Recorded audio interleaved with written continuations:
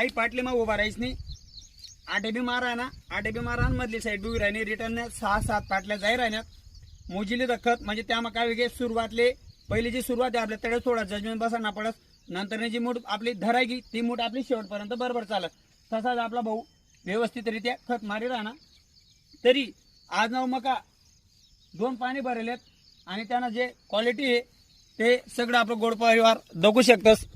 अशा प्रकारे आपला मका उई जायले आणि भाऊ खत मारीच राहणार. तरी म्हटलं चला आपलं सगळं गोड परिवारले आपला मकाना पण जातोडाना वारणा व्हिडिओ टाकी देऊ ते जे आपलं युरिया माराने प्रोसिजर चाललाय नाही त्यांना.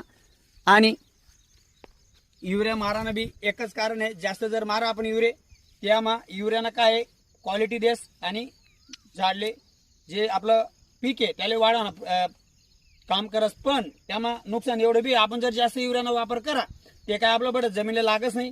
त्यामुळे जे जिथलं हिरवापणा क्वालिटी होणी त्यामुळे आपलं जे मका आहे यावर खोडकिड्यानं अटॅक जास्त येऊ शकत. कारण हिरवापणा जास्त राहस त्यामुळे प्रॉब्लेम येस आहे. मला प्रत्यक्ष मला अनुभव येईल. त्यामुळे आपण युरिया जेवढं कमी होईल तेवढं कमी वापरायचा प्रयत्न कराना आणि दुसरा खते व्यवस्थित वापराना आणि टाइम लक्ष द्या. आणि आता आपण पुढे जे प्रोसेस करतो ते सगळं आपलं गोड परिवारला आपण आणखी शेअर करण्याचा प्रयत्न करतो.